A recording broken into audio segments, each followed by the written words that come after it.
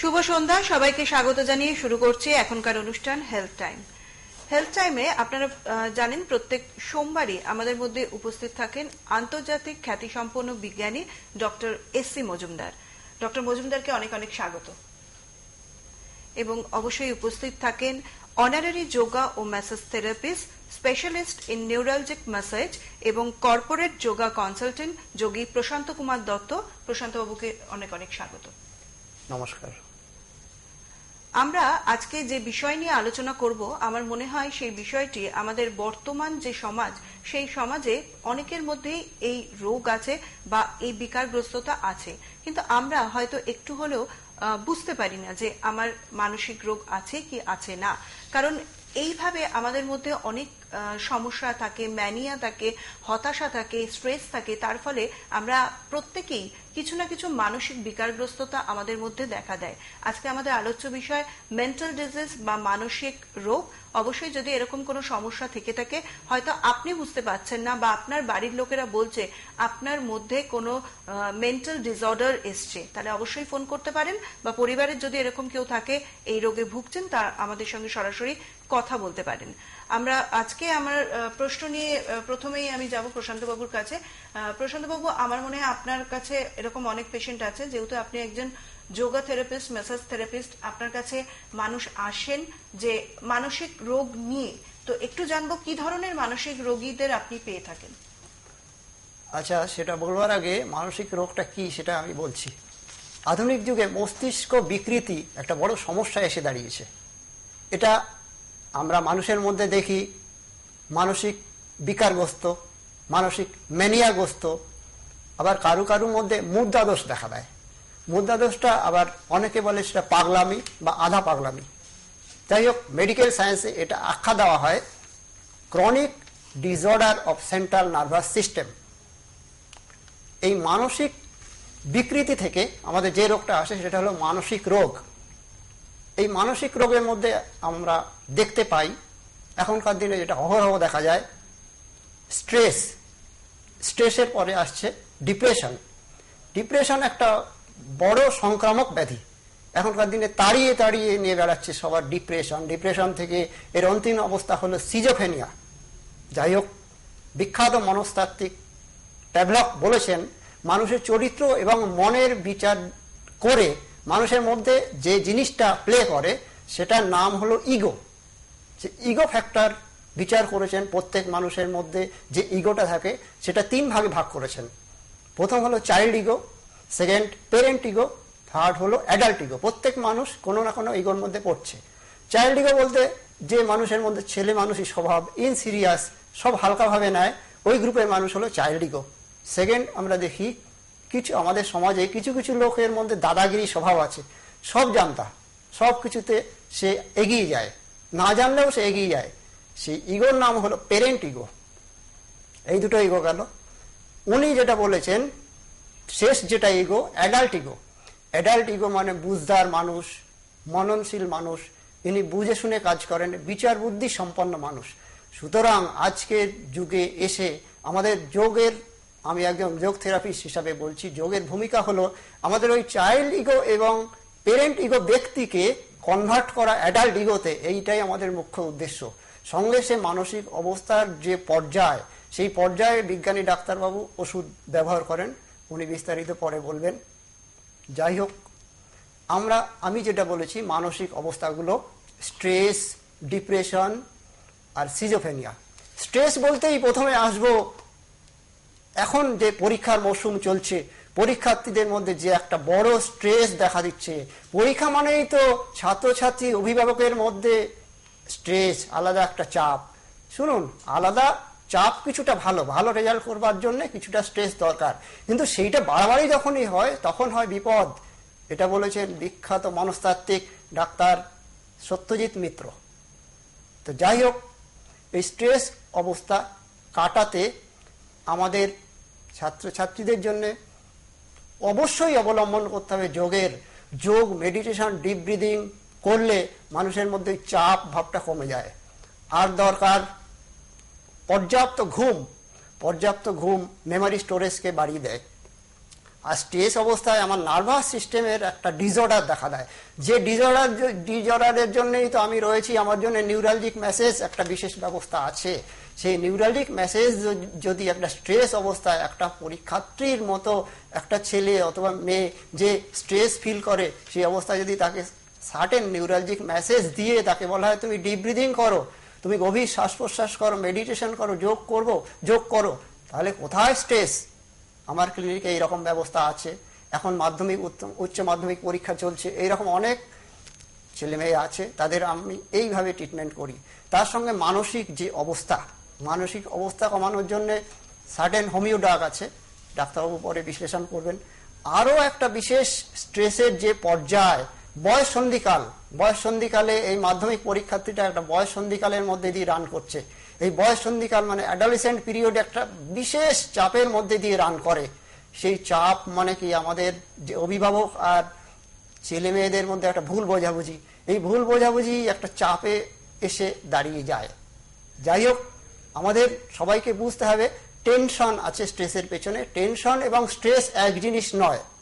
Tension বলতে বোঝায় কিছু অনুভূতি যেগুলো আমরা অনুভব করতে পারি, যেমন বুক ধড়ফড় করা, ঘাম হওয়া, পেট গুড়গুড় করা। কিন্তু স্ট্রেস মানে শারীরিক, আর্থিক, সামাজিক দিক থেকে মানসিক একটা চাপ। সেই চাপে যখন আমরা ভুগি সেটাই স্ট্রেসের আকারে ধারণ করে। আমি যেটা বলবো, যেটা অনুরোধ করব, আবেদন করব, সমস্ত পরীক্ষার্থী এখন যারা পরীক্ষায় বসছো বা বিভিন্ন কঠিন বিভিন্ন উচ্চশিক্ষায় যারা যায়, তাদের যে স্ট্রেস সেটা কমানোর জন্য বিশেষ পদ্ধতি আছে। ডিপ ব্রিদিং আছে, প্রাণায়াম আছে, যোগ আছে, এবং এই সাইকোসোমাটিক ফ্যাক্টর কন্ট্রোল করবার জন্য সার্টেন মেডিসিন আছে। ডাক্তারবাবু বিশ্লেষণ করবেন, বিজ্ঞানী ডাক্তার, ওনার সার্টেন বিভিন্ন পোটেন্সির বিভিন্ন ওষুধ ব্যবহার করেন। ওই ওষুধের সাথে প্রাণায়াম, ডিপ ব্রিদিং, মেডিটেশন, যোগের একটা নির্দিষ্ট পর্যায় আছে, যে পর্যায়ে আমরা গবেষণা করে বার করেছি। ওই পর্যায়ে ধরে ধরে যদি আমরা সেই যে ব্যক্তিকে ব্যবস্থা ম্যানেজমেন্ট করতে পারি, তাহলে স্ট্রেস কোথায়? স্ট্রেস চলে যাবে। স্ট্রেস খুবই সংক্রামক রোগ। এখনকার দিনে স্ট্রেসের পেছনে যে টেনশন, স্ট্রেস, এগুলো আমাদের বড় তাড়িয়ে নিয়ে বেড়াচ্ছে, আমাদের বড় সাধারণ জীবনযাপনকে ব্যাঘাত ঘটাচ্ছে। এই অবস্থা কন্ট্রোল করবার জন্যই আমরা আজকে এগিয়ে এসেছি। আমাদের ট্রিটমেন্ট হলো হোমিও যোগা থেরাপিউটিক্যাল ট্রিটমেন্ট। এই ট্রিটমেন্টের মাধ্যমে আমরা স্ট্রেসটাকে কন্ট্রোল করতে পেরেছি। একদম ঠিক তাই।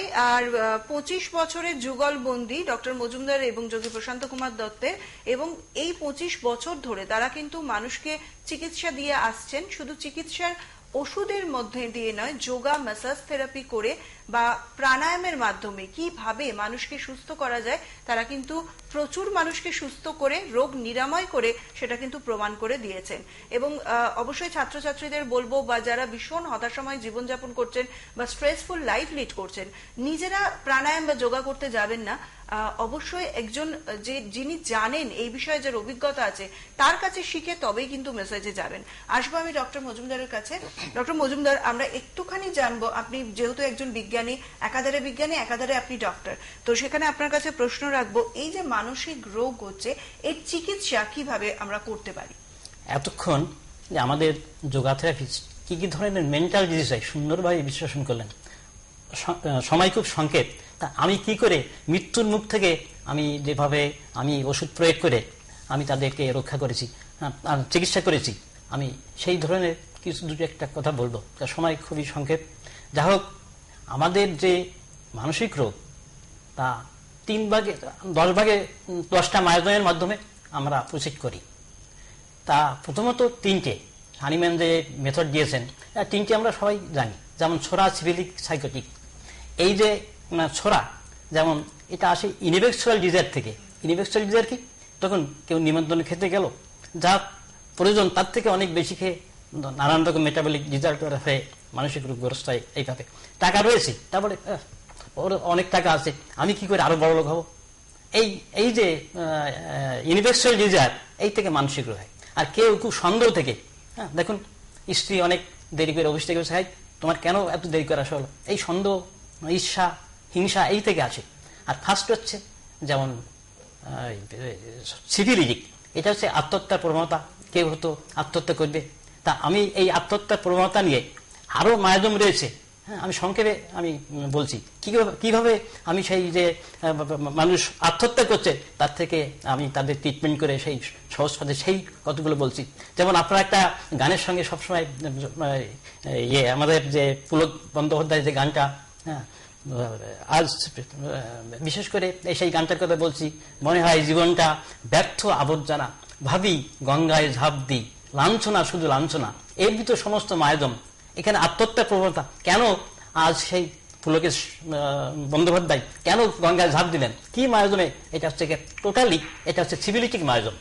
আর এই যে লাঞ্ছনা শুধু লাঞ্ছনা, এর ভিতরে হচ্ছে সাইকোটিক, অর্থাৎ আমি এমন একটা অসুস্থ মানুষকে যে এইভাবে মারা হচ্ছিলেন তাকে আমি সেই বিষয়ে বলছি। এক মহিলা যে হাবড়া নিবেশী, তিনি এই মানসিক রোগগ্রস্ত আমার কাছে এসেছিলেন। কিভাবে? তিনি লাঞ্ছনা পেয়েছিলেন তার পুত্রবধূ থেকে। তারপর এই যে তার স্বামী মারা যাওয়ার পর তার যে বিশেষ করে যে হতাশা এই ভুগছিলেন, তখন এই কেসটা ছিল কি সাইকোসিভিলিটিক, অর্থাৎ সেখানে সাইকোটিক, অর্থাৎ লাঞ্ছনা পেয়ে যে হয়। আর যেমন আজ পুলকবাবু কেন চলে গেলেন তার ভিতর তখন হয়তো এই সাইকোসোমাটিক যদি কেউ যদি ওষুধ থেকে প্রয়োগ করতেন তাহলে উনি চলে যেতেন না। তিনি আমাদের যিনি আরো তার গান দিয়ে আমাদের পুলকিত করতেন। যা হোক, এই যে পেশেন্টের কথা বলছি, উনি ছিলেন বিকারগ্রস্ত, অর্থাৎ বিছানায় বিড়বিড় করে বলছে, সপ্তাহে প্রত্যেক দিন জ্বর হচ্ছে, কিন্তু হয়তো বিছানায় প্রস্রাব পায়খানা করছে। এই অবস্থায় তার জ্বর যাচ্ছে না, এর জন্য অনেক অ্যালোপ্যাথ ডাক্তার দেখেন, কিন্তু জ্বরটা যাবে কি করে? তার ভিতরে মায়োজোমেটিক ফ্যাক্টর রয়েছে। এই যে মায়োজোমেটিক ফ্যাক্টর, সেখানে আমার কাছে এলেন। তখন আমি অনেক 1 ঘন্টা ধরে বিচার বিশ্লেষণ করে আমি যে ওষুধ প্রয়োগ করি, যেখানে সিফিলিনাম অনেম দেওয়ার পর তাকে আমি কেন ওষুধের কথা বলছি, হয়তো অনেক দূরে আমার ডাক্তার বন্ধুরা বসে আছেন, তারা হয়তো আমার এই বিশ্লেষণ দেখে আনন্দ পাবেন, তাই আমি ওষুধের কথা বলছি। দেখুন, আমি অর্থকে বড় মনে করি না, মানুষের সেবা সবচেয়ে বড়। যা হোক, আমি এইভাবে তাকে আমি স্টাবি সেগড়ে দিই। কেন? লাঞ্ছনা, যদি কোনো ইনসালটেশন লাঞ্ছনা থেকে যে তাকে আমি 50 এম এইভাবে আমি তাকে স্টাবি সেগড়ে দেই। এইভাবে 3 মাস পর ওনার ছেলে ফোন করলেন, ডাক্তারবাবু আপনি কি জাদু জানেন? কেন বলুন তো, কি ঘর? আমার মা এখন সম্পূর্ণ সুস্থ। আর একটা কেস আমি বলছি, সেটাও সিভিলিটিক, সাইকোটিক, স্ট্রংলি সিভিলিটিক, কিন্তু তিনি ব্যর্থ প্রেমিকা, অর্থাৎ সে প্রেমে নিরাশ হয়ে আত্মহত্যা করতে যাচ্ছিল, বাড়ির লোকজন তাকে ধরে। তার হোক 1 মাস 2 মাস পর আমার কাছে নিয়ে আসেন। আমি সুন্দরভাবে কেস বিশ্লেষণ করার পর আমি তাকে দিলাম সিফিলিনাম, তারপরে কি দিয়েছিলাম অরাম মেটালিকাম। দেখবেন এই 273 পৃষ্ঠায় আপনার অরাম মেটালিকাম সম্বন্ধে লেখা আছে, হ্যাঁ, স্ট্রংলি সিভিলিটিক। তখন দেওয়ার পর মানে কিছু সেই বিবর্ণ অবস্থায় সে দেখতে এখন খুব খারাপ, তারপরে খারাপ মানে সেই মায়োজমে সে অনেক বিবর্ণ হয়ে গেছে। সেই আত্মহত্যার প্রবণতা কখন আসে? সাইকোটিক আত্মহত্যার প্রবণতা, দেখুন কিং অফ দ্য সাইকোটিক না, কিং অফ দ্য সিভিলিটিক। তখন আমি দেবো সিভিলিজম। তা এই সমস্ত ওষুধ দেওয়ার পর একদিন এই 3-4 মাস পর আমার কাছে এসে বলছেন, ডাক্তারবাবু আমি খুব ভালো হয়ে গেছি, দেখতে কি সুন্দর চেহারা। বলে, মা তুমি এবার, হ্যাঁ তুমি নিজেকে সবাইকে দেখিয়ে দাও, হ্যাঁ আমি কিছু করতে পারি। দেখ, এইভাবে আমি যে তার জীবন রক্ষা করেছি, এই জন্য আমি আজ নিজেই আত্মতৃপ্তি লাভ করছি। এইভাবে যদি সাইকোটিক, সিভিলিটিক এবং শরীর এইভাবে যদি আমরা যদি প্রতি বিশ্লেষণ করে আনতে পারি, তার প্রত্যেকটা মানসিক রোগী ভালো করা যাবে। এইভাবে আরেকটা একদম চাইল্ড, সে মানে ধরুন 4-5 বছর বয়স, তার একটা মানে পড়াশোনা একদম মন বসে না, সে খুব সাংঘাতিক অবস্থা। তারপর তাকে আমার কাছে এনে যাওয়ার পর তারপর দেখেছি তার ভিতরে ল্যাটেন্সরা এবং সিফিলিস রয়েছে। তার পরিবার থেকে জানলাম, কিন্তু তখন দীর্ঘদিন আমার ওষুধ খাওয়ার পর সেখানে সে সুন্দরভাবে সে পড়াশোনা সব মন বসছে। এইভাবে আমরা যদি মায়োজোমেটিক বিশ্লেষণ সাহায্যে আমরা প্রতিটি কেস আমরা ভালো করতে পারি। আর একটা কেসের কথা বলছি, ধরুন সে হচ্ছে কি তারা দুজন, একজন কাপড়ের ব্যবসা আর একজন করতো দুধের ব্যবসা। তা এত সন্দেহবাদী, সে রাত্রে একটু দেরি করে ফেলে, তুমি কেন এত রাত করে ফেললে, মারধর করে। একদিন আমার চেম্বারে এসে বলছেন, ডাক্তারবাবু আপনি তো আমার অনেক কিছু ভালো করলেন, তো দেখুন আমার সমস্ত গায়ে আমার স্বামীর কি অবস্থা, হ্যাঁ স্বামী আমাকে মেরে। তখন আমি তাকে কি দিয়েছিলাম জানেন? ল্যাকেসিস। সন্দেহ থেকে তার এই সমস্ত পাগলামি আসছে। তবে সে সুন্দরভাবে তার আর একদিন প্রায় 2-3 মাস পরে সে তার স্ত্রী আমার চেম্বারে এলো, হ্যাঁ বেশি দূর না, বামুনগাছির কেস। তার সেখানে দেখলেন আমি ডাক্তারবাবু আমি এখন কি সুন্দর, আমার কোনো স্বামী আমার কোনো সন্দেহ করে না, আমি অনেক ভালো হয়েছি, ডাক্তারবাবু আপনি ভগবান। তা এইভাবে স্টেপ বাই স্টেপ যদি মায়োজমকে বিশ্লেষণ করে, এরকম 10 প্রকার মায়োজম রয়েছে, আমি তো 3 রকম, কারণ আমি যদি এইভাবে মানে বলি তাহলে প্রচুর সময় চলে যাবে। যাই হোক, আমি যে কেসগুলো আমি ট্রিট করেছি, অর্থাৎ আমি চিকিৎসা করেছি, আমি শুধু সেই কেসগুলোর কথা বলছি। আর একটা কেস শুনুন, আজকাল আমরা তো বলছি এগুলো ভালো করলাম, কিন্তু এখন কিন্তু সব কেস ভালো করা যাবে না। তার কারণ কি?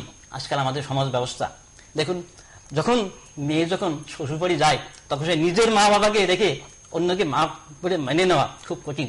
এইভাবে সংসারে সবসময় একটা প্রধান সবসময় দলে আছে, কিন্তু সেখানে পেট্রিয়ার্কাল সোসাইটি অর্থাৎ পুরুষ প্রধান আমাদের সমাজ, তার থেকে মেয়েরাই বেশি ক্ষতিগ্রস্ত হয়। আরে প্রেমের নিরাশা তো অনেক কেস ভালো করেছি।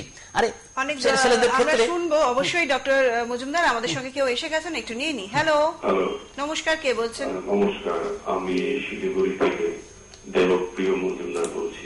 হ্যাঁ দেবপ্রিয় বাবু, আপনার সম্বন্ধে আপনার কি সমস্যা না আপনার পরিবারের কারো? না, আপনার সমস্যাটা হচ্ছে আমার মিসেস। হ্যাঁ বলুন।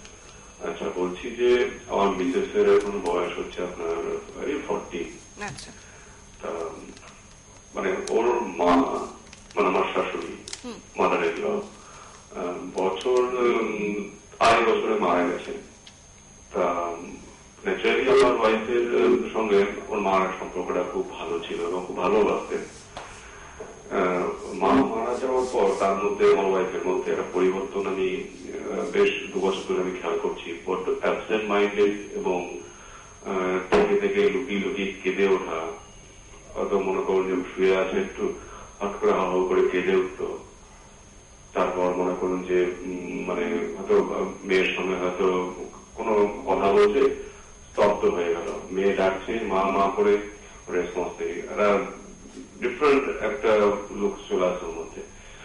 তা ও বুঝতে পারছি ওরা ট্রেসের মধ্যে দিয়ে যাচ্ছে মারাত্মক একটা। তা এক্ষেত্রে আমার কি করণীয় কি?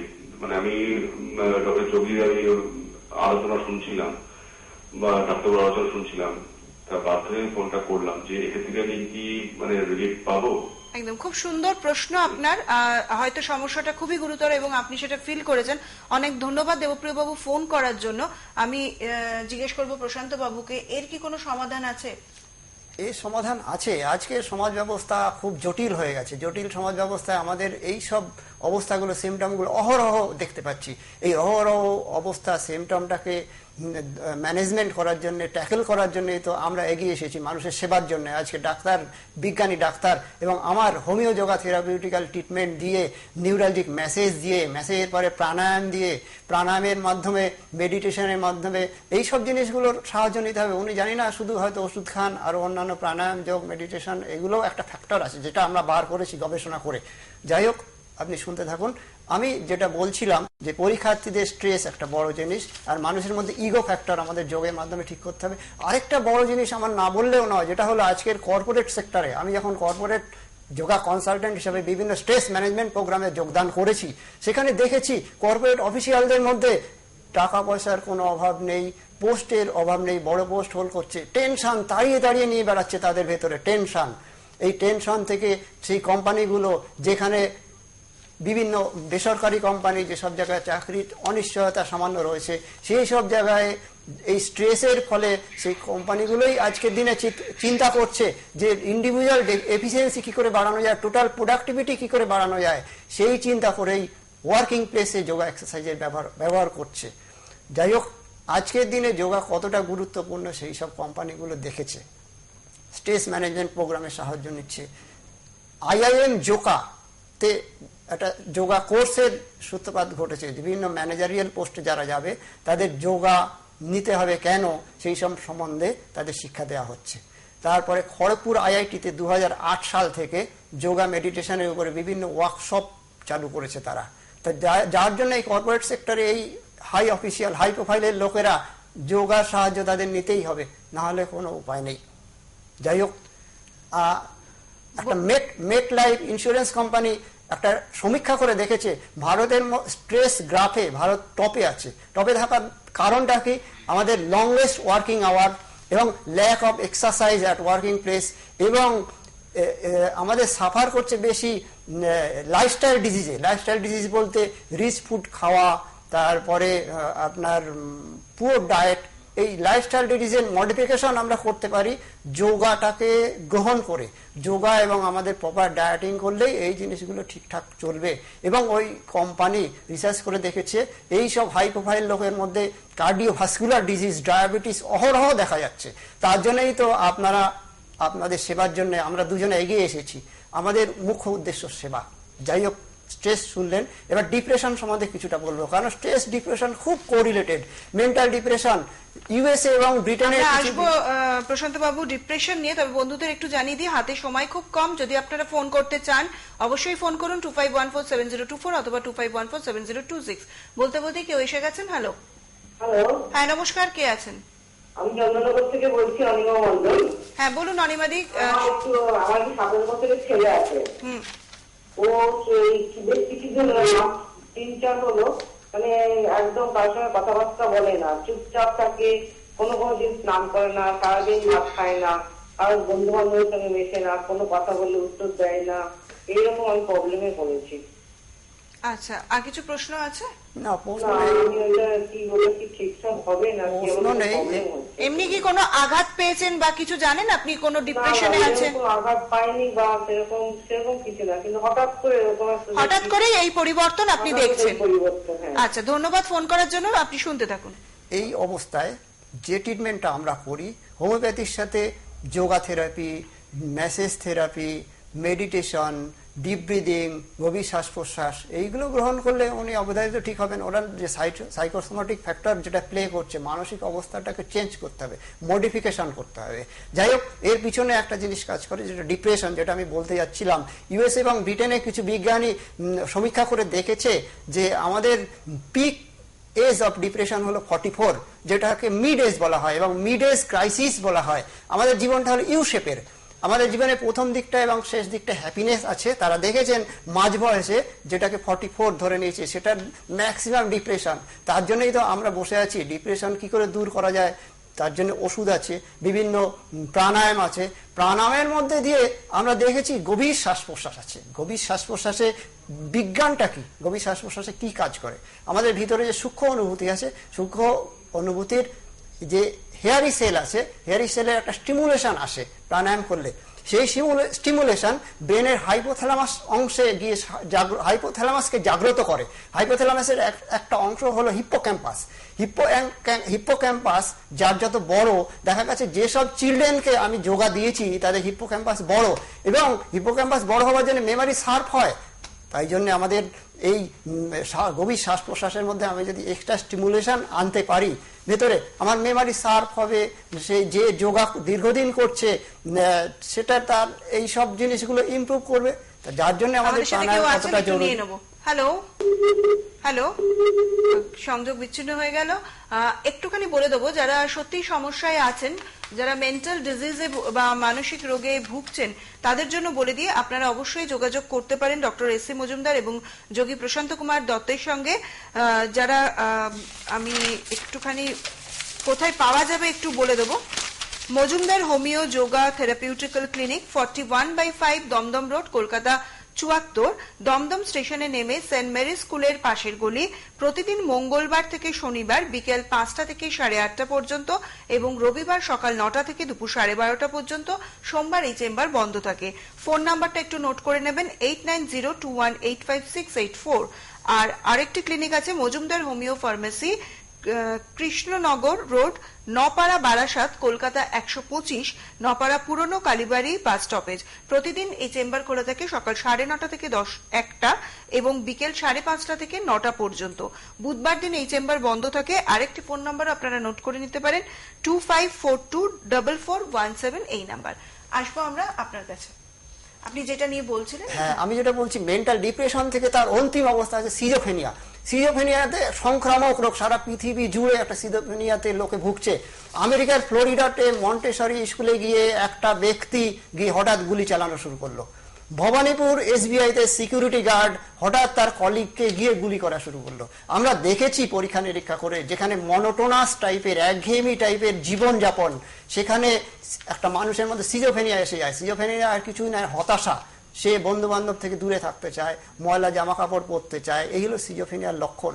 এই হতাশা দূর করতে আজকে সরকার আমাদের চিন্তা ভাবনা করছে, তারা পুলিশে, ডিফেন্সে, যেখানে মনোটোনাস লাইফ, তাদের কোনো বৈচিত্র্যতা নেই, তাদের মধ্যে যোগা এক্সারসাইজের ব্যবস্থা করছে।